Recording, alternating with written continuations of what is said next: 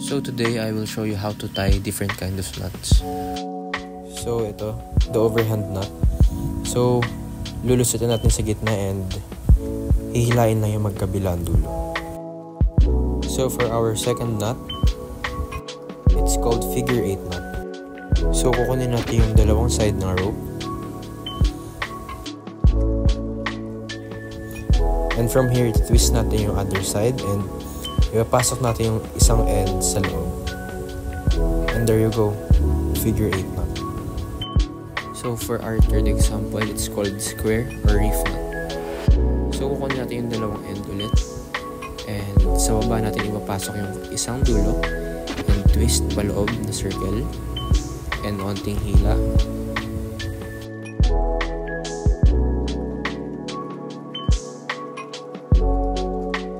And ipapasok na natin siya dito sa butas na pinapakita ko. And then pull. There you go. So this one is called the sheep shank knot.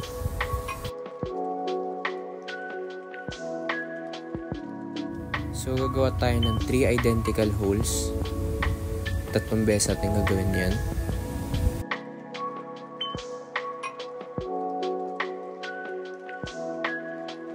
And as you can see, yung middle hole natin, hihilain natin from left and sa right. And makikita nyo silang magko-close. Ayan, as you can see, nag-close na siya. So, there we have our sheep shank knot. So, itong knot na to, marami nakakalam sa atin ito. And this one is called the slip knot. So, i-curve natin yung other end tulad nito. And then, from that, ito-twist natin siya. And then, kukunin natin isang dulo niya. And, there you go. I-pull natin. And make sure nyo na masikip siya. Ayan. Slip na.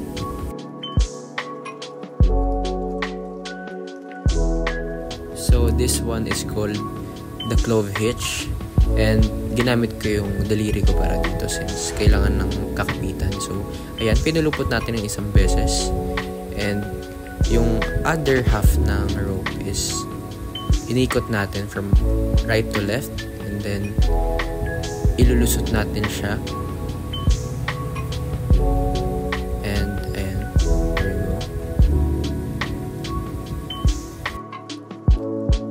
And this one is called the timber hitch, and I used again my finger for this example. So lusot from behind. And pinilupot natin siya sa baba. As you can see, onting pull, and then ibabalik natin sa hole mismo and hila. And then ayan, pupuluputin lang natin siya, pero make sure nyo na nakapulupot siya ng ayos.